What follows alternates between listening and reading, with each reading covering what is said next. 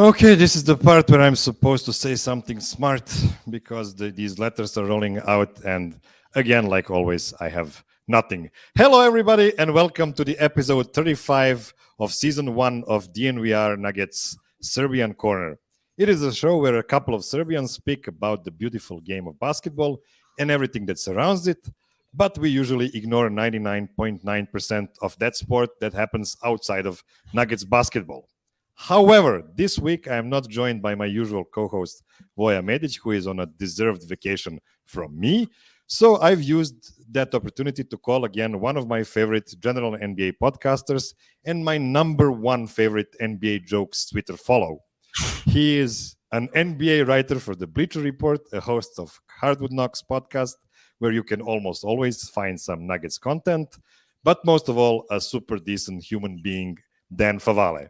Dan, as you usually ask, how the hell are you doing?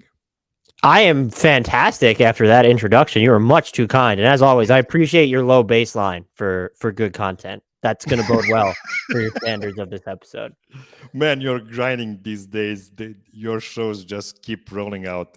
How do you manage to do all that? You know, I've become more honest in saying this over the past year or so. A lot of it's just fear. There's so much good NBA content out there, and I don't want to fall behind. And I recognize that we're a different cup of tea, I think, for a lot of people than some of the way more popular NBA podcasts. But that's what drives me. I don't think it's particularly healthy.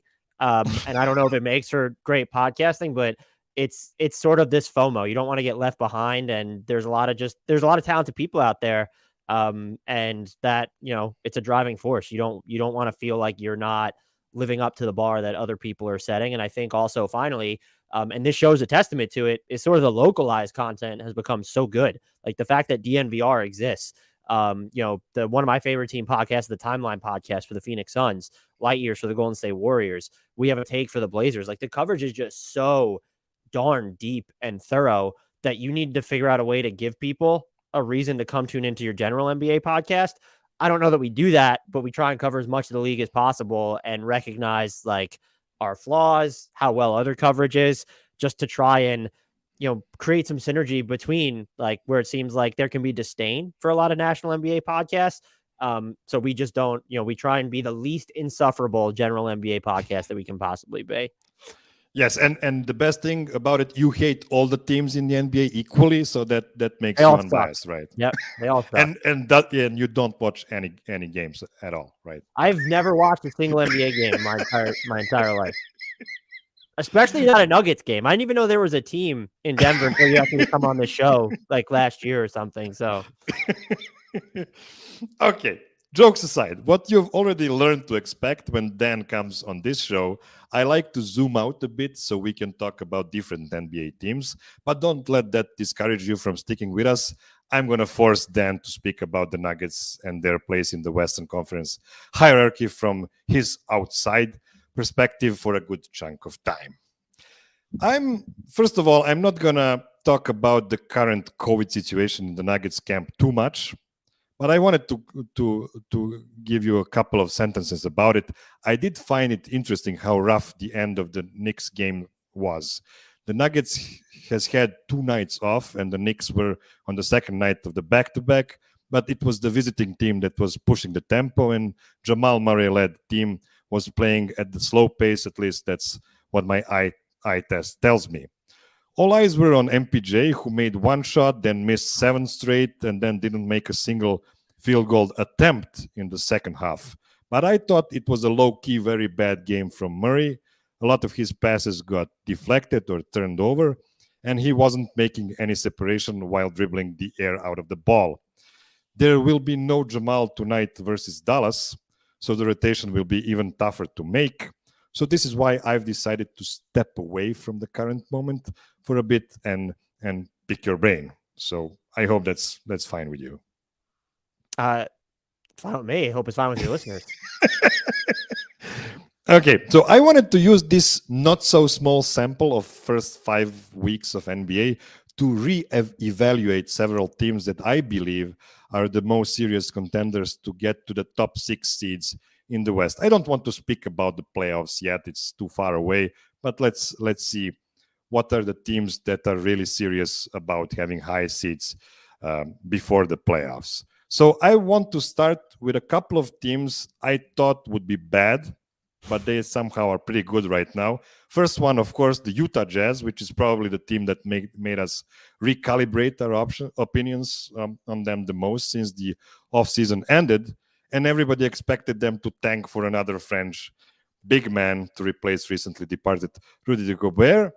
And I'm, of course, talking about the slightly more offensively versatile guy in Victor Wembanyama comparing to Rudy Gobert. But they've said, you know what? We already have the Minnesota pick. Why wouldn't we bet on them sucking real bad and play good basketball? How would you evaluate the contrast in situations in Utah and Minnesota right now? Oh, it's huge. There's like this chasm between the vibes coming out of there. And I will say it's honestly more surprising what's happening in Utah because you expected there to be some struggles in Minnesota, especially with Karl-Anthony Towns getting sick and missing a ton of training camp and preseason.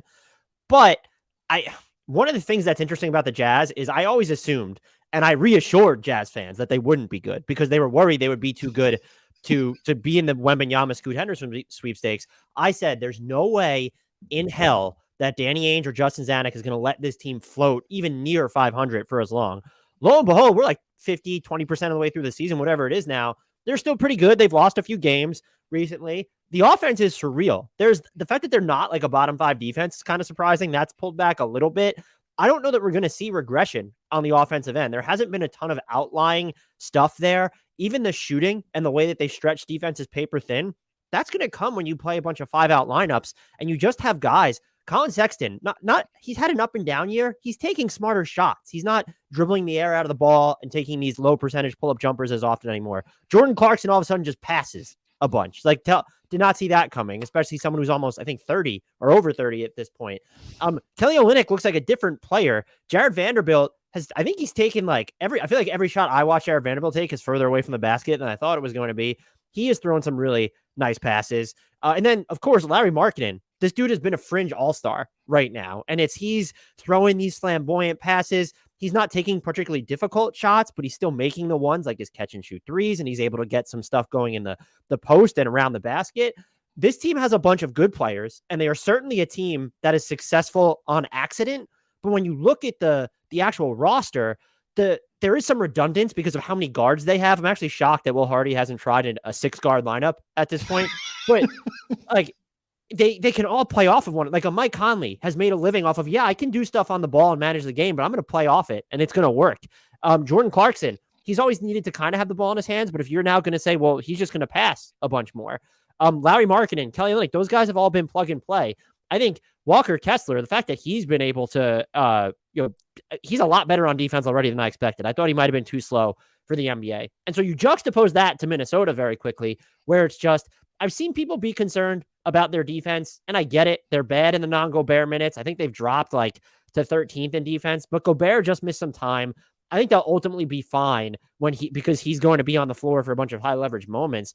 The offense has been more concerning for me than anything. And I mean, I guess on top of that is just the mood in Minnesota where Cat is like a voyeur when it comes to Anthony Edwards' diet. And Anthony Edwards is out here talking about how he needs more space to operate. But then there's, I think Rob Mahoney, the Ringer, wrote about how Minnesota talked to him and Towns about the Gobert trade. And so like if Anthony Edwards had concerns about the space, that would have been the time to bring it up. So I think this team just needs a little bit more time to gel, but I have real questions on the offensive end where it's like, why isn't Jaden McDaniels taking more threes?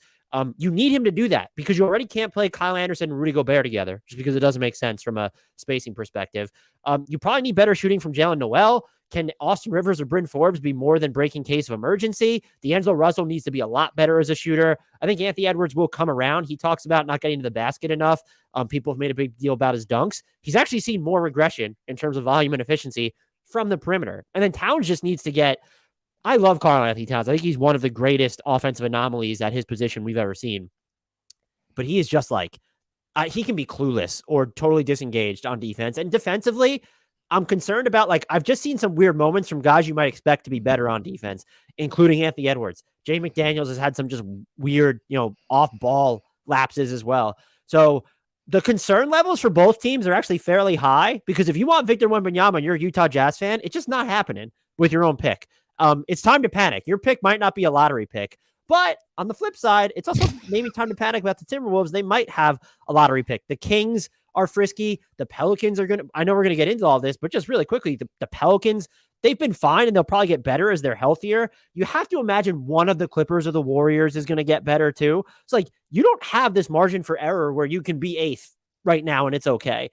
So to sum up my long-winded response, very concerned about Minnesota's offense, but I would default. I might give them another 2 weeks of patience before going full-blown panic. In Utah, I'm just enjoying the vibes. And if you're a Jazz fan and you really want them to be bad to get high pick, it's just enjoy it at this point. You have a ton of all these other future picks. That's going to allow you to be in certain trade discussions you didn't know about. There will be other draft classes. And we're on a podcast that talks about a team in the Denver Nuggets where I don't remember this exactly, but like after they traded Melo, that following season, they might have had one of the most random 50-plus win seasons in NBA history, and they still figured it out from there, even though they weren't a title contender. And so enjoy this play if you're a Jazz fan, because also, look, there's a chance that Danny Ainge just blows everything up still. Like we can't put it past him to trade. I know people talk about Conley, they talk about Clarkson. It would not shock me if Larry Markkinen finishes this season on a different team, because that's kind of the cold, callous approach Ainge takes. But if you're a Jazz fan, the offense is for real. The vibes are for real. Enjoy this. Don't get pent up about lottery odds right now. Two things about these two teams. First, Lauri Markkanen. I love that story because I am just annoying everybody about my take about how European players need to be in a good position. I mean, it's not only European players. It's really all the players. If you're put in a bad position, you will not be able to show your talent. And now we are seeing what Lauri can really do, and I'm really happy for him. Having on the other hand, Jim Boylan at any point does count as being in a bad position. Yes. Yeah, I mean, it's like with Darko Milicic playing in Detroit for his rookie contract. You know, he's just an 18-year-old boy who's just put into a championship team and gets no minutes, and of course doesn't develop, and then of course he's too young and he's irresponsible, yada yada. Other things also. It's not only the things around him that was the problem, but on the other hand, you mentioned Karl Anthony Towns, who is really an offensive anomaly. You know how much I love Nikola Jokic, and I love to show everybody what kind of crazy statistical anomaly he is. But most of the time when I want to use the true shooting or stuff like that, Karl Anthony Towns always pops out next to Jokic because he's just insanely efficient throughout his career. Even though some things he does I don't like, but on the other hand, it's just insanity how efficient he is. I actually haven't checked his numbers for this season. Did the efficiency drop for him a bit? He's had some rough moments. I mean, he's averaging 22 points, shooting 36.9% from three. That's low from him. I will say I am shocked that he's only at 6 3-point attempts per game. I thought that number was going to be jacked up more towards 10 because of him playing next to Gobert. His overall efficiency, though, is fine. He's still shooting like 1,000,000,000,000% on twos. But he doesn't look when you watch and I'm not, you know this, I say it on the pod all the time. You want like the really deep cut X's and O's shit, you're going to have to go somewhere else. I have to slow down the game too much to get it. But you watch the Wolves offense and they have court at points, you have no idea what is going on because there's a lot of bystanders. It looks like some guys don't know where they're standing and they're like kind of awkward and moving slow or not moving at all. And so I think he suffered from that a lot. But paint me all shades of shocked that he is taking fewer than 6 3-point attempts per game. Okay, moving on to a team I was 100% sure they would suck, but somehow they're number one seed in the West right now. Of course, I'm talking about the Portland Trailblazers. Every year, they load up on defenders to try to protect that Dame Lillard, Yusuf Nurkic in the drop defensive duo, which is the favorite pick-and-roll defensive duo of one Matt Moore, who very well documented how bad it really is. And this idea usually fails, but this time around, it looks pretty good. How serious of a team do you think the Blazers really are? Do you expect some regression to the mean? Yes, on defense. I mean, one, there's like a regression coming, but also a progression because I think they're like 8th in points allowed per possession, and then their offense is 19th in points scored per possession. I'll be flabbergasted if defense winds up being like this team's calling card. And when you do look at the numbers, Cleaning the Glass does this thing where they look at the location of every team, all the team shots that they're allowing, and they come up with an effective field goal percentage that's expected. The Blazers have the worst location expected effective field goal percentage in the league. And yet right now they're 8th in defense, and they're not even like, teams are still making shots against them, which I guess could be construed as a good thing. But they're 18th in their opponent 3-point percentage. They're like a little bit below average at the rim this year. And so you look at that and you're like, all right, so there's going to be some pullback there, but they're going to get progression on offense. And I think what they've done this year, you mentioned they've tried to assemble defenders around Dame and Nurkic in the past. I think there's a lot of Blazers fans that would just say they haven't done a good enough job of doing that to this point. And they do have a lot of rangy defenders on this team with Josh Hart, Jeremy Grant. They've gotten some good small ball 5 minutes from Justice Winslow. Drew Eubanks has been really good for them in some playing time. Even Nas Little just bringing such high energy. I think Shaedon Sharp's been better on that end than I would have really expected as a rookie, most certainly. And you have that, and you don't even have Gary Payton II just yet. So he's going to come back. That gives you just like one of the most suffocating on-ball defenders in the league right now. Then you dig into some of their other vitals. They're not a team that's fouling. They're not forcing turnovers at an unsustainable clip. And they're grabbing, they could probably stand to grab more defensive rebounds, but they are playing some minutes where, yeah, there's Eubanks and Nurkic to play center, but like we've seen Justice Winslow at center, or, him and Jeremy Grant populate the front court. So you're probably not going to be this rebounding beast during those stretches. You're probably just more concerned about, hey, can we turn the ball over less on offense? We're getting to the line a ton, which is great for them, and it's helped propped up their offense. Can some of their players shoot a little bit better from three? Josh Hart has been slumping at that point. So I think they're for real. Are they the best team in the Western Conference? It's absolutely, positively freaking not. I think there's going to be pullback defensively, but I also think there's going to be an ascension on offense, which will help balance it out where, okay, if they're still here around December 1st, it's time to maybe pencil them in as just that top 6 team, especially if we have, and we'll get to some of the other ones, the teams that are struggling, that, these legacy teams that we thought were going to be better if they're still sort of hovering around playing territory. I couldn't agree with you more. I have nothing to add to that. So let's move to the LA Clippers. One of my favorite stories of this season, because I always love when big market teams suck. So they were the most analysts picked to get out of the West this season before the season began, at least on par with the Warriors, I think, if not above them. And I wasn't among those voices because I am not, in fact, an analyst. I like to keep it light and shoot my hot takes from the hip. For me, Kawhi Leonard, who has played in 3 out of possible 16 games for the Clippers this season, is now in the same availability tier with Kyrie and Ben Simmons. And that is why I have the Clippers just half of step above the Jazz and Blazers. They're good, but not much better than last season. Am I wrong? No, I think the thing is like we have to, is Kawhi ever going to be on the court for an extended period of time? Because that could answer a lot of their questions. And I think I don't want to say quietly, they've been better than people think, sort of since the end of October, 7-3 over their last 10. They have the best defense in the league during that point, and that's very sustainable when you look at them. They're still bottom 5 in offense, and I think that's the bigger concern. You have some guys who are not shooting well from 3. Reggie Jackson's progressed a little bit. Norman Powell still just looks off at both ends of the court. And they do feel one creator sort of short. John Wall gives you the change in cadence, but how much can you rely on John Wall? He's already not going to play in both ends of back-to-backs. And yes, you have Paul George, but then you're supposed to have Kawhi, and you don't. And so it feels like this team might need another game manager. I know a lot of people are like, well, they need a big. And it's like, all right, I mean, maybe they have like a Zubats is killing it.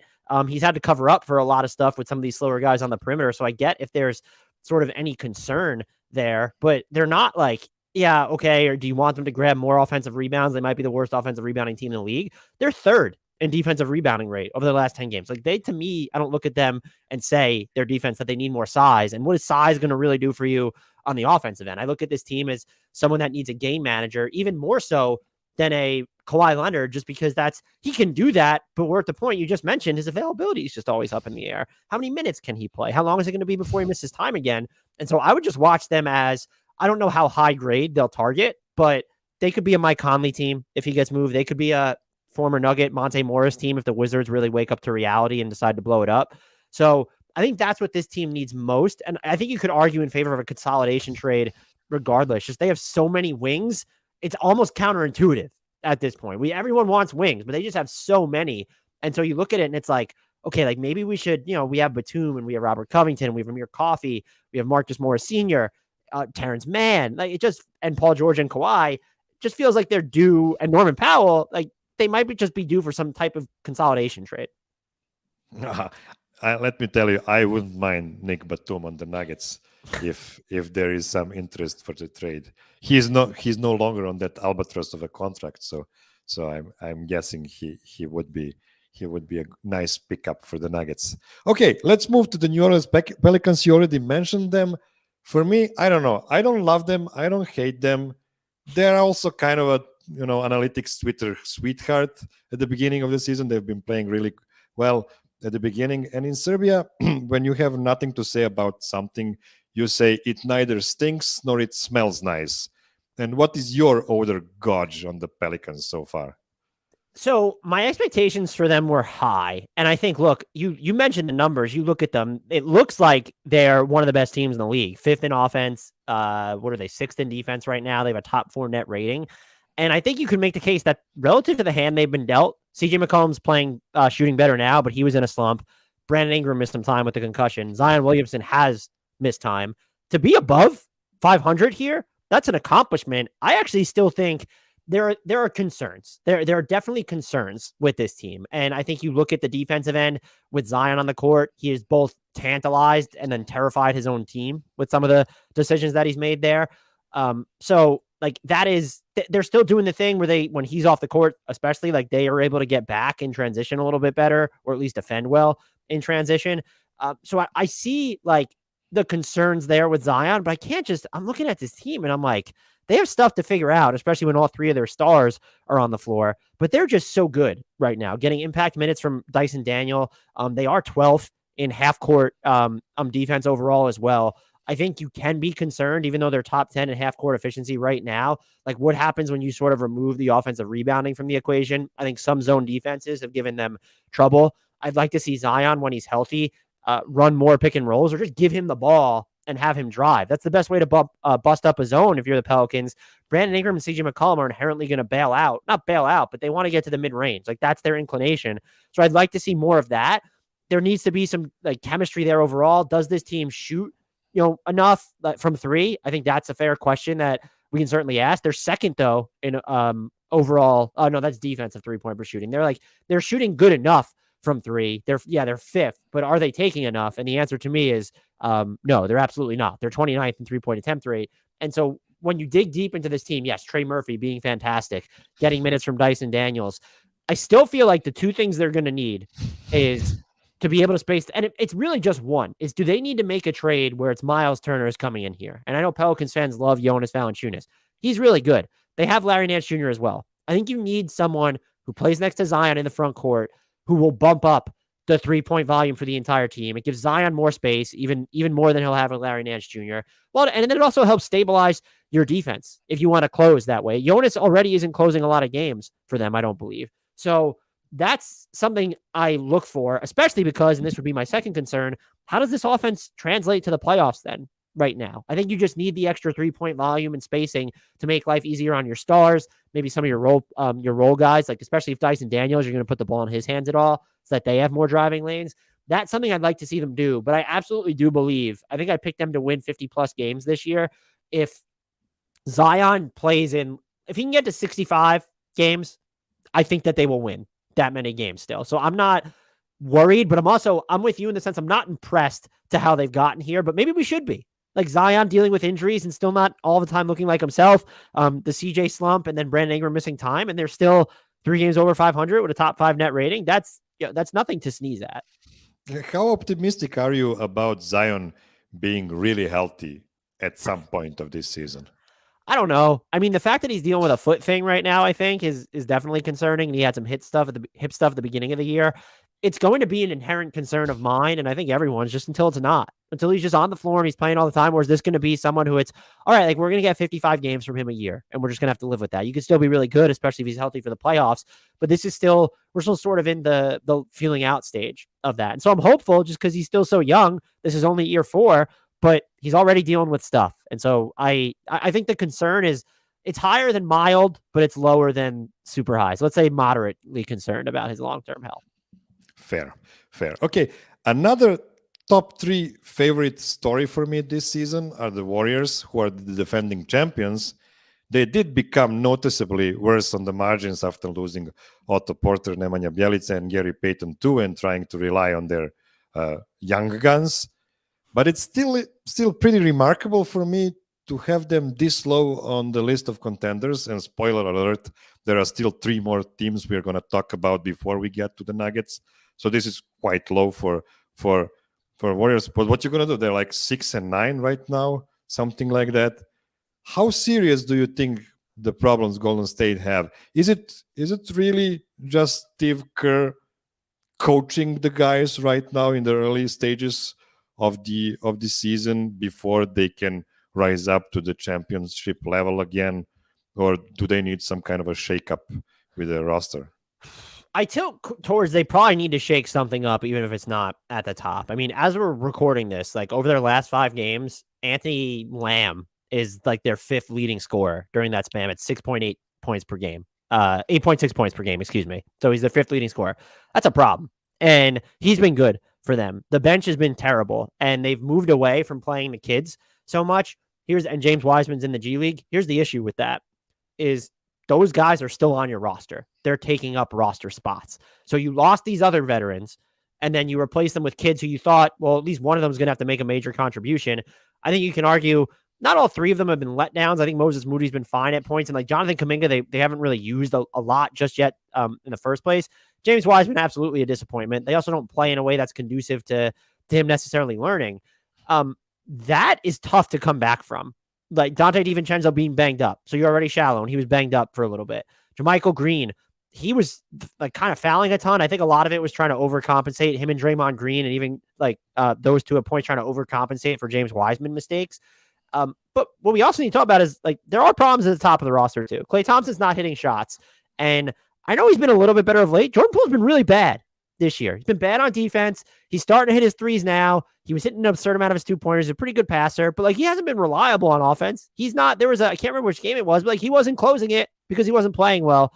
And you go in to Phoenix, still haven't won a road game, and you get trucked by a Phoenix team. No CP3, no Cam Johnson. Jay Crowder is still off, like trying to get traded, and you just get trucked. That's an issue. And I think the biggest concern is their defense, of course. They're fouling a lot more than you'd expect someone who has Draymond Green on this team, but a lot of that just has to do with they feel worse defensively when you have Jordan Poole on the court. Klay Thompson doesn't look the same, which is to be expected. That's something you need to account for. You have all the people behind them are sort of just overreacting. That becomes this heavy lift on your defense where, you know, you are going to commit a bunch of fouls, and they're 27th in foul rate, which is just wild.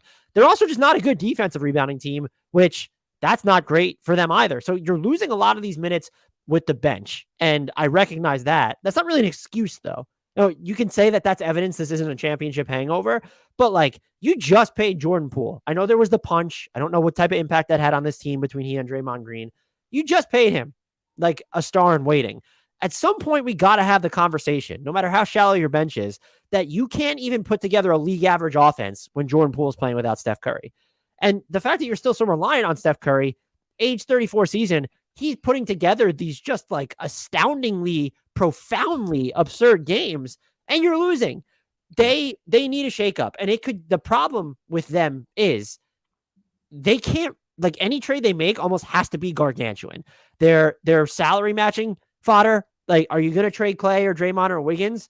Probably not. And so even if you do, though, you're getting rid of one of your core players. So it's like, oh, then we need to get someone good back. But then if you're moving Wiseman or Kuminga or Moody in addition to picks, yeah, you can pile those guys onto each other to bring salary back. But are you going to trade? Just if you give up James Wiseman a pick for Miles Turner, like, and plus other salary, the optics of that are bad. Like, you've decided then to sell low on Wiseman because Turner's a free agent. You also already have Looney and Draymond, so you've decided, okay, Looney's definitely not closing games for us. But then, hey, is Jordan Poole not closing games for you either? So that's the predicament they're in. Is they need to make a move, but it has to be, and it can't be, let's wait for the buyout market. You're just not going to stumble into a player that's going to be your 6th or 7th best guy. They have to be delicate about this, just because there's going to be an admittance of a mistake somewhere, whether it's, oh, we're selling low on one of the younger guys, or we're actually making more of a consolidation trade to bring in a star when we thought our timeline was that we had like 8 different timelines that we could juggle. The Warriors used to be my favorite team, before the Durant drama, before the Durant came to Warriors. I really liked that team. And now I just remember they sucked for 2 seasons before this championship season. So why not? Maybe they can suck another one and give it a go next season again. At least that's what my hope is. Because I'm really scared of the Warriors if they figure it out. They're still like the top heavy team of the West, in my opinion. Okay, let's take a short break and we're coming back in a second. And we're back. Okay, next team up, the Memphis Grizzlies. They're definitely better than what I expected them to be without Jaren Jackson Jr., who finally debuted versus the Pelicans on Tuesday, but also without Kyle Anderson and D'Anthony Melton, who were really important for them last season, especially, in those games when Ja Morant couldn't play. Desmond Bane, on the other hand, was totally annihilating the limits of his negative wingspan, becoming a borderline, if not a real all-star player this season before this injury that will keep him away from the court for several weeks. How serious do you feel the Grizzlies are this season? After underestimating them for a 4th consecutive season, I'm pretty seriously sold on them. Look, Desmond Bane on an all-star track before he gets injured. He was actually leading over a 2-week span Memphis in scoring over Ja Morant, which is just wild. They've gotten good contributions from Santi Aldama. You mentioned Jaren Jackson Jr. just comes back. He looks all sorts of off on offense. You hope that will be cobbled together. They haven't had Zaire Williams yet this season. Ja Morant, spectacular. There was a point where his 3-point percentage was dipping. He also wasn't hitting his free throws. That was weird. This team is just going to be fine because they're the Grizzlies. What I would point to are 2 things. Their half-court offense is still in the bottom 5 of efficiency. It's like you have Desmond Bane, you have Ja Morant, you don't have a lot else to create in the half court.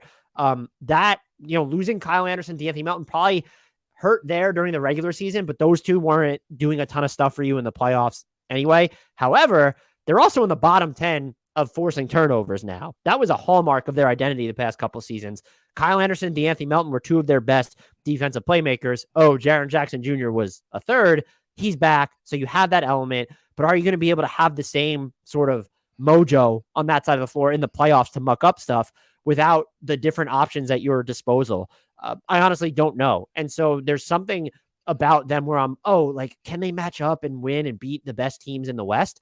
But then you have to ask yourself, who the hell's the best team in the West right now? Like Portland's 1, Utah's hanging around the top 4. Who do they need to be afraid of? Denver, sure. Anyone fearing the Warriors right now? Absolutely not. They're probably just going to give away turnovers anyway to the Grizzlies if they play them at this point. Phoenix should probably be a little scarier because of the damage they're doing so far away from full strength that I know that they lost a lot of supporters because of the way they lost to Dallas last year. But my God, this is just a buzzsaw in the regular season. So there are some teams you could worry about. But I'm looking at the Grizzlies this isn't, we need to make a trade to fully form our identity. No, just stick with this and hope Jaren Jackson Jr. gets better on offense. Maybe he gets Zaire Williams back. Desmond Bane certainly needs to be healthy and just see where it falls because they are probably look, if we're doing this now, I have to feel pretty good about my Nuggets title pick just by virtue of no one in the West that you would expect to separate themselves really has. And so we're sitting there looking at Utah and Portland well, this can't last.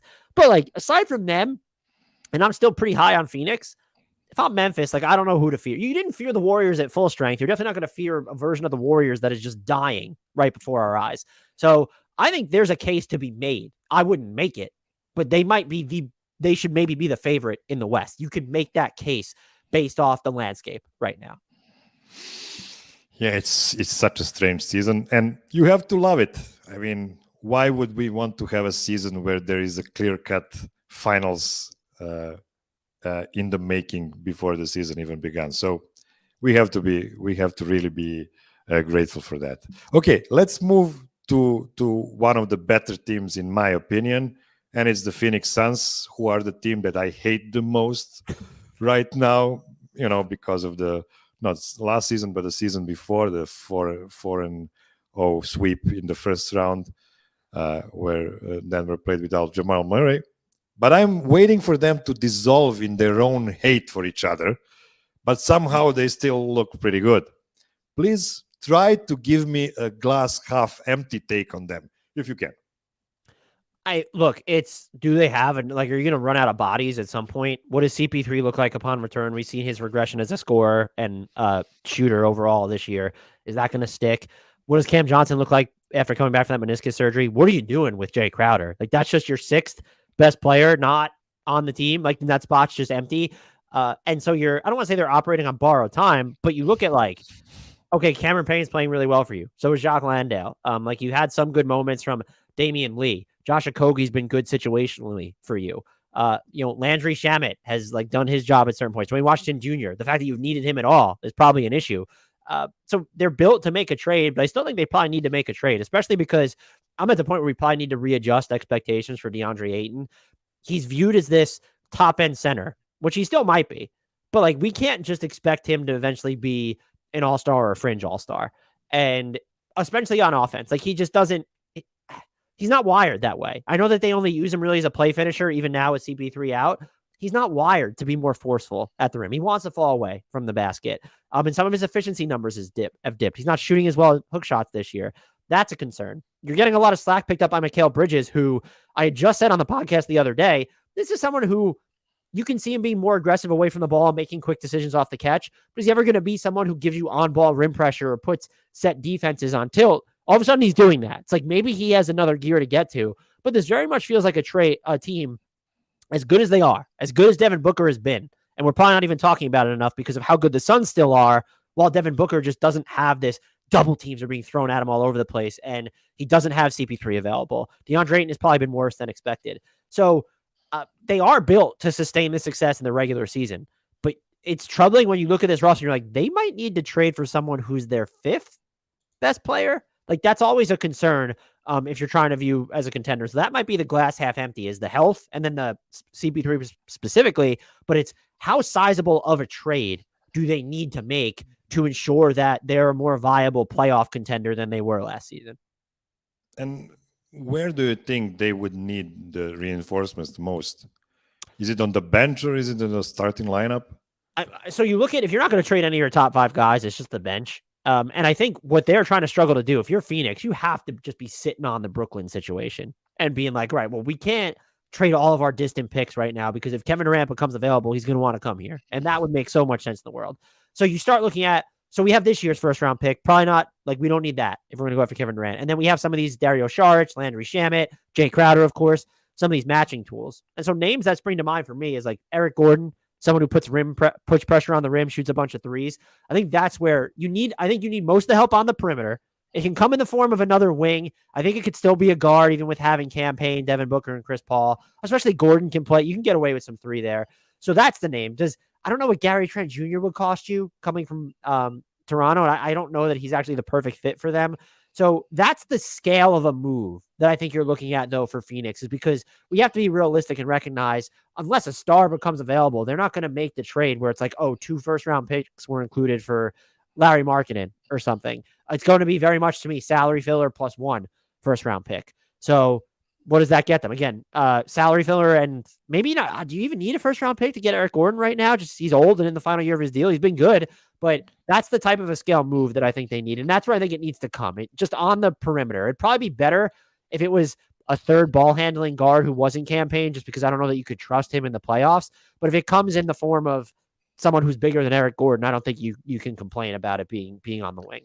Did we finally get to the final year of Eric Gordon's contract? Because the only knock on him, honestly, was he has too long of a contract. He's a good player, but he's $20 million per year, and he has 4 more seasons to go. So why would you trade for him? But now, when you said it's the final season, well, that's pretty good. He has a huge salary for next year, but it only becomes guaranteed if he makes the All-Star team, which is going to happen, or his team wins the title. So, if you are Phoenix, you have to think about that. But if you win the title, just pay Eric Gordon. That's not. Yeah, that's sure. not It's not a big problem. I would agree. Okay, the Los Angeles Lakers are on the upswing. I'm kidding. I just wanted to see your face when I mentioned them among the good teams. as there is no way in hell they're going to big market themselves out of this situation. So that was just a little rub from my side. Okay, last team I want to mention before we move to the Denver Nuggets. The team I'm irrationally high on is the Dallas Mavericks. The team most people were, and a lot of them still are low on, because they've lost their second best player in Jalen Brunson for nothing. But, Luka is still there. And I don't know, he is averaging 34, 8, and 8, even though he's somehow shooting even worse from the three-point line than before. They're still only good enough to probably be around 6th seed or something like that before the playoffs. But man, I wouldn't be happy to meet Luka in the playoffs this season. I don't know. It's just a gut feeling I have. How do you feel about the Nuggets right now? The Mavericks right now. Look, at this point, maybe you want to face Luka in the playoffs because they're going to run him into the ground beforehand. And I don't know if he's going to be able to be Luka that we've seen in the playoffs previously. And that's just the issue with the Mavericks. I mean, some of the numbers, we talk about the analytics being weird on New Orleans. Dallas is all sorts of bizarre. This is a team that's 8-6, but has a top 10 net rating and a top 4 defense, and their offense is actually 15th. They just don't have enough guys who can create for themselves. I think we've seen a lot of players disappoint as complementary shooters. You have Tim Hardaway Jr. shooting under 34% from 3. Dorian Finney-Smith has been fine. Maxi Kleber and Reggie Bullock have mostly been cold. Signing JaVale McGee was one of the most dumbass decisions of the summer, by the way. We don't talk enough about that. That was a terrible contract. So the reason I believe in them because of Luka, but they need to diversify the way that they're attacking. And maybe that's, hey, look, you do have 2 other guys who can attack with the ball in their hands in Spencer Dinwiddie and Christian Wood. Can you get away with playing those 2 alongside Luka? Defensively, in my mind, absolutely not. However, and Dallas hasn't tried it enough to say, well, that's right. But in the minutes they've played, Dallas has been slaughtered on defense. But like if you play Finney-Smith and then also Maxi Kleber, during was like you at least have those 2 defenders on the court. Can you get away with it? That's the way to fix this internally. But until they lessen the dependence on Luka, and even if it's not moving him off the ball, it's just like he doesn't have to work as hard to get his points, or he doesn't have to work as hard to get points for everyone else. This team feels like, yes, I don't want to meet them in the playoff because Luka's a top 5 player, but they also feel like a little bit of a paper tiger right now. And so what's interesting for them, a lot of people are going to say, well, they need to make a trade. And they really can't. They can, but like their first available pick right now is in 2025. Once that Knicks pick conveys this year, unless the Mavericks implode and its top 10 protection doesn't convey, you open up different avenues. But unless you're like taking on maybe bad money because you're moving Hardaway Jr. and Davis Bertans and JaVale McGee and whoever at this point, if you can find a trade like that that's not costing you a first, like can you get Eric Gordon from Houston somehow without giving up a first? Then yeah, absolutely, positively do it. But this team needs another creator or some look, I don't want to belabor the Jalen Brunson point, and I do think he was good against the Jazz in the playoffs, but then he like kind of struggled a little bit thereafter. I'm not saying it needed to be him. He was probably the bare minimum second best player you could have when your top player is Luka Doncic. You want to get someone who's better than that. It's not going to happen this season, and I don't think they can solve it internally. So it's, can you make a mid-scale move, probably on the same scale that Phoenix needs to make? Then I'd be a lot more fearful of them. But I think you have to credit, look, Luka, over the past like 2 weeks or something, his past 6 or 7 games, he's shooting 36% from 3 again. And so that's starting to climb a little bit back up. And the job he's doing in mid-high usage, it remains fantastic. And their defense, look, apparently last season wasn't a fluke there. There are reasons to like this team, but until you can it's not even simplify life for Luka, or at least just be more diverse on offense, I can't trust them at the moment. Do you think Luka is happy with this kind of offense they're playing right now? I have zero idea, because he mentioned how tired he was the other day, but a lot of people, and this is a fair question, they've asked, can he play any other way? And it's a fair question because we've seen James Harden, even Trae Young a little bit, struggle to play in these different ways. I will counter with, the Mavericks have not given Luka an opportunity to play any different way. So unless he's gone to management and said, if you re-sign Jalen Brunson or give me a second star, I'm going to be so unhappy because I need to have the ball in my hands and have an historic usage rate. It's on the Mavericks to get him a player that's going to change the way he plays. And I think we've seen enough, at least with him in the post, and even just his size, more than Harden, more than Trae. You can use that guy as a screener if you wanted him to maybe roll to the basket or just do some things in that vein.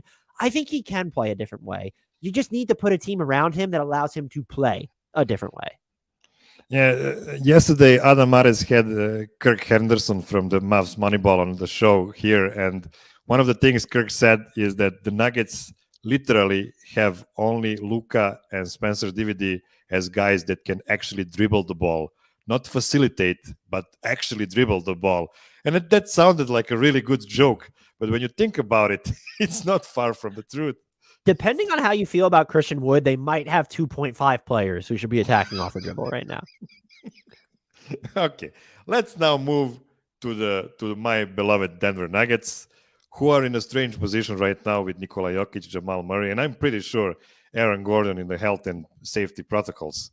Ignoring all the current COVID stuff that should be just a short-term problem, I want to talk about them in full strength, and luckily they should still be in full strength in maybe a week or something like that. So let's start with the obvious question. How do you feel about the state of Jamal Murray and Michael Porter Jr. compared to where you expected them to be this deep, or I guess this shallow into the season? I think they're both probably where I would have expected. Maybe I'm a little bit surprised that Michael Porter Jr. has looked so good on offense at that point, like with his shooting. It's definitely pulled back a little bit over the past few games, but like, him shooting 41+% on three while still taking 7 attempts is a big deal. Jamal Murray not looking like his feel for the game is there as much when he's running pick and rolls. But I think we've just seen moments from both of them where they're going to be fine. And I think that will solve, at least with Jamal Murray and some of the Nuggets ball containment issues. I think that maybe solves some of the defensive issues they've had at points this season. I don't think either of them have blown me away this year relative to expectations, just because I know Michael Porter Jr. was shooting like 8 trillion% in the like from three at one point, but like he's 6'10" and can shoot over anybody, and they're not asking him to hit these off the dribble looks. So that's not as like, oh my God. But I think they're both where I would probably have expected. Tell me one thing. We know Jamal fits perfectly with Jokic. We know Michael Porter fits perfectly with Jokic. Hell, we even know that those three on the court have like historic offensive rating when played together, even if it looks clunky, at times.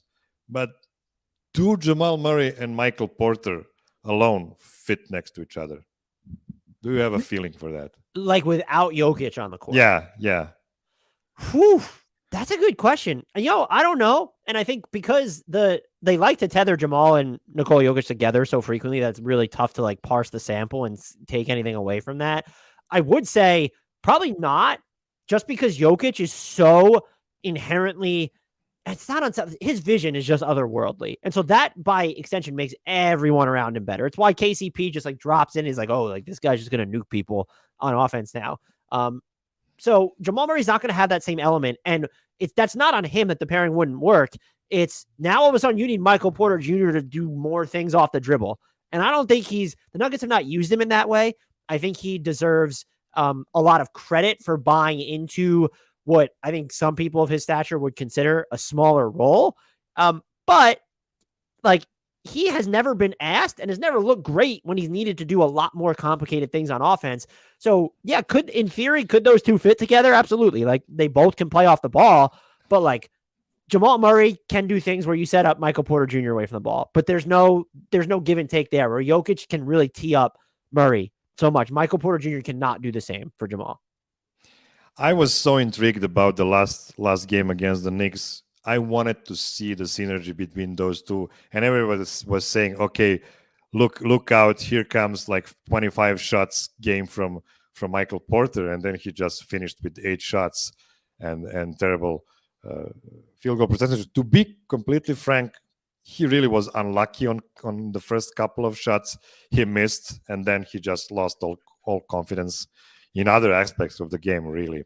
But it was an interesting experiment last night, and I still want to see those two try to figure it out together. You've already mentioned KCP, also Bruce Brown.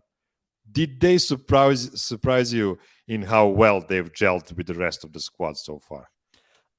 So I think the thing I'm most surprised about, I mean, like, do I expect Kentavious Caldwell-Pope to shoot, what does he have, 53% from three forever? No, that's shocking. Look, Bruce Brown just shooting 39% from three again. He did it in Brooklyn last year, but they've nudged up his volume in Denver. That's taking me back. I think it's the fact that they've seemed like such a cleaner fit on offense versus defense. I think that's probably been more surprising to me. But then I look at it and it's sort of just like, well, you get to play with Jokic. Like everyone is just going to be a fit. And it's so why wouldn't you have expected that? So maybe if I would have recalibrated and looked at this roster a little bit more, I might have seen this coming, but they've been great. And I'm going to caps lock that on KCP.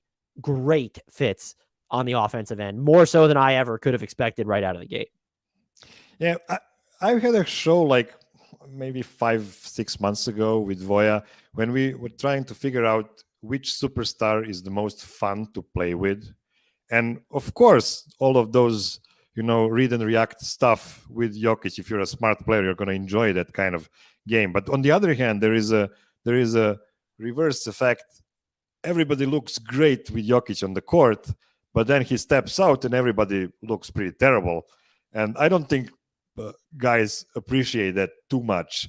Maybe if you would remove Nikola for half a season and try to make everybody look better on themselves, it could be a good thing for them. But definitely KCP and Bruce Brown have shown so much smart, so much basketball intelligence, and really the willingness to play the right role on the team, and then completely exploded in those roles. And when we're speaking about Nikola, was he playing the most awesome game of 4D chess before he got into protocols, preserving energy while getting the most out of the teammates? People were like mad at him for not taking any shots in multiple games, but at the end they've had pretty good record, and most of the guys played really well next to him. Yeah, I could see Nikola Jokic playing 4D chess, especially after the way the past 2 seasons unfolded, the workload he was shouldering. I still think like some of the threes he has passed up has actually aggravated me. But there's value when you know what you are and what your end game is, where the regular season matters. But like, what are we doing here? Like, you want to win a title. So like, let these other guys explore and let's see what, Porter Jr. can do, setting up him and Jamal Murray, but also setting up Bruce Brown, Aaron Gordon, KCP, giving Bones Highland more agency over the offense when, he's running these bench units. It does feel like, as stringent as I feel like Michael Malone can sometimes be, there's been a little bit more self-discovery by the Nuggets this year. And I think Nikola Jokic is kind of at the forefront of that, where you might have just phrased it like he was sort of just playing 4D chess when everyone else was playing tiddlywinks at this point, thinking that he needs to put up these monster numbers. This dude has his 2 MVP awards. We know he can be the best player on a great team, even that doesn't have a great supporting cast. Let's see if he can make others more comfortable in their own skin so that when the playoffs come around, one, not only is he maybe a little bit fresher than he's been, and he's still been really good in the playoffs, by the way, but not only is he just maybe a little bit fresher, but like this team knows more about itself when it comes to making adjustments. I loved your take a couple of days ago you made on your Hardwood Knock podcast with Grant Hughes when you said that you have no idea what the Nuggets are doing on defense. It really doesn't add up when you see all of those nice pieces that were supposed to really improve the perimeter containment, but it still doesn't look like that. And what's especially interesting to me, have you noticed the discrepancy between Aaron Gordon's impact on the offensive end, where he has been really aggressive toward the rim, like he has by far the best dunking season of his career so far, but also his ineffectiveness on defense, especially as a help defender? So I never thought about tying it to his offensive performance. And I don't know if I mentioned that podcast, I don't know if I gave him a pass, but I kind of see him being like still overstretched on defense. There's a lot of times where he's still defending the point of attack, the other team's best perimeter player, if it's DeMar DeRozan, if it's Jason Tatum. That's a heavy lift. And so to have to contain that, but then also like the ball containment elsewhere on Denver is like, I haven't seen their past couple games. So that's the caveat. It's been so bad that there are times where it's like, the late rotations around the rim, some of the ticky-tack fouls where he's late on the rotations. Did he just not trust the guy who was supposed to contain the ball, so he's getting ready to help in a different direction? I don't have a deep enough understanding of the NBA X's and O's on defense to know whether that's the case, but there's definitely been, that's part of the issue here. And I don't know that he's been part of the ball containment so much as he's just been overstretched again or he's confused. And I think I've even seen moments where it feels like Is he staring at guys who just blew an assignment? Like, is there like some passive aggressiveness emanating out from him? And then is that impacting the way that he's playing? But there's just been some weird moments from him. I think like the rest of the team, and yeah, some of it you would expect, like, Bones Highland, he's not containing anybody at the moment. But the Aaron Gordon one, I never thought about tying it to his offense performance the way you did. So that's super interesting. Yeah, you mentioned Bones. I mean, last game against the Knicks, he was probably the best main guy on the team. I mean, they had some pretty good role players on the team in that match, like Vlatko Čančar, like Bruce Brown, like Zeke Nagy. But Bones was really killing it on offense. But on the other hand, as you mentioned, do you see the world where Bones is just cut out of the playoff rotations because of how bad he can look on defense? Or do you think he's just too important? I think he's too important unless you believe that Michael Porter Jr. can carry bench heavy mobs by himself, or you think Michael Porter Jr. and Jamal Murray can do it together. Because look, Nikola Jokic's going to play like 40, 42 minutes a game in the playoffs. That's still 6 minutes you got to fill, and Bones is the best guy to do that. So does the playing time get pulled back? Probably gets pulled back anyway when you look at the top of this roster. You need your starting five, and then you need the version of that lineup where you sub in Bruce Brown for Michael Porter Jr. Or even, look, they've done it a little bit when they've subbed in him for Jamal Murray. That lineup has just absolutely like obliterated everyone on the court too. So I think there would be a natural regression in his role. I wonder if he needs to play, and shocker, DeAndre Jordan ain't the answer. He needs to play with someone who's going to be more by the basket behind him, not a help defender like an Aaron Gordon or even a Zeke Nagy type, but like you need a rim protector behind him, because like that's just not going to be, when you look at his slight frame, like, yeah, he can be shifty, but he's going to be overpowered a bunch. And the way that he like sort of like his body is turned, it's almost like he's inadvertently funneling guys towards the basket when that's not what the Nuggets are trying to do. So you need to change like maybe the way your backup five is run. I don't know who would be the best. It's not, and look, it's not going to be Jokic because they want to play him higher. That's where he's best. And I think there are two ways to view that, where it's, so he's not really been part of the problem when you actually look at the ball containment, and teams are actually getting to the rim less when he's on the court. But you could argue, because Nikola Jokic needs to play this way on defense, where if you put him in a drop and you get pick and rolled to death by a team that will just pick you apart, is that a little bit on him? There's a give and take there, but that's a great question on Bones. I think with the rotation shortening anyway, I could see his minutes coming down, but because of the discussion we just had about Michael Porter Jr. mainly, I'm not sure that he would ever get just completely nixed. I think you would still need to find minutes for him. So one, that he's in rhythm, and two, that you have someone to give you that juice during the, again, 6, 8, 9 minutes that you're not going to play Nikola Jokic in the playoffs. I just can't believe how much you trashed the guy Nuggets signed in the 4th second of the offseason in DeAndre Jordan. I mean, who tampers for DeAndre Jordan? Why are you tampering for him? I want to know, why are you tampering? Is he like the best locker room presence in the league? I have a random. I mean, they already have Vlatko for that, I'm guessing. So why? My random question: why is Serge Ibaka not on any team, and DeAndre Jordan is? Serge Ibaka's on a team. He's on the Bucks, right? Am I misremembering? No, I think he's not. I don't think so. Let me see. He's on the Bucks. Wow, you almost he is. Oh, you scared me for a minute, Miroslav. I was like, yeah. Wow, I know I'm bad at my job, but this is. Yeah, that. I actually that was thought a bad thing. I was like, I thought I just watched him play versus Cleveland. And now I was like, was that just Bobby Portis? And I had no idea what I was doing. Okay, for some reason I made that kind of mistake. Okay, thank you, Dan, for bursting my bubble first, because we usually don't speak about other teams as much here. Would you like to plug something? You seem as busy as you usually are. Just, I'd say follow me on Twitter, but that might burn down at any second. So go check out. Look, I stink at self-promotion, even though I do it a lot. But like when I do a solo podcast, I have struggle I struggle to hit send on promotions because I hate pumping myself up. When I do it with Grant Hughes or a guest, I'll promote the shit out of it just because the guests and Grant Hughes are doing the heavy lifting. Hardwood Knocks to me is genuinely underrated with the amount of content, the level of content, the personality we bring. So if you've not checked it out and you're looking for an NBA podcast, we're not going to talk about the Denver Nuggets every episode. We're not going to talk about the Orlando Magic every episode, but we do try and cover the league at large in a really thorough, seriously unserious way. Just go check us out. We're at Hardwood Knocks. We're wherever you can find your podcast. We're on YouTube as well.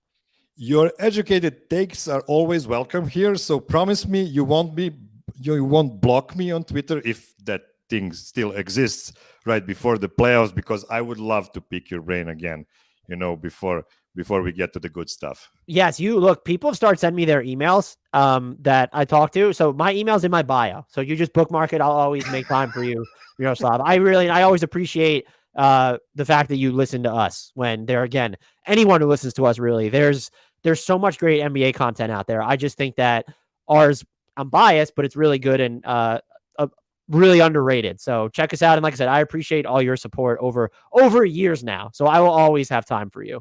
It was my pleasure. And as for you, our dear audience, thank you for sticking with us to the very end. Don't forget to tune in tonight for a pregame show.